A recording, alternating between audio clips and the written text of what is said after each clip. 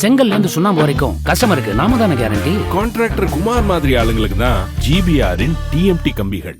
கர்நாடகாவில் வரும் மே 7ஆம் தேதி நடைபெறவுள்ள மக்களவைத் தேர்தல் 2ஆம் கட்ட வாக்குப்பதிவிற்காக பிரதமர் நரேந்திர மோடி 2 நாட்கள் கர்நாடக வட மாவட்டங்களில் பிரச்சாரம் செய்கிறார்.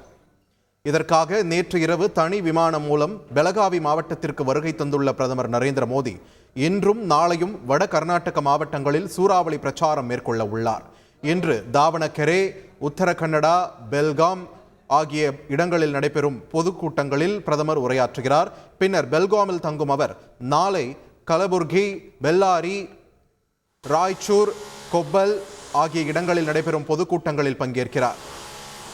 கர்நாடகாவில் வட மாவட்டங்களில் போட்டியிடும் பாஜக வேட்பாளர்களுக்கு ஆதரவாக 2 நாட்களில் 6 பேரணி மற்றும் பொதுக்கூட்டங்களில் பிரதமர் நரேந்திர மோடி பங்கேற்பது அம்மாநில பாஜகவினருக்கு உற்சாகத்தை அளித்துள்ளது. மத்திய அமைச்சரும் மும்பை வடக்கு தொகுதி பாஜக வேட்பாளருமான பியூஷ் கோயல் யோகா செய்து வாக்கு சேகரித்தார். மும்பை வடக்கு தொகுதியில் வரும் மே 20ஆம் தேதி மக்களவைத் தேர்தல் நடைபெற உள்ளது.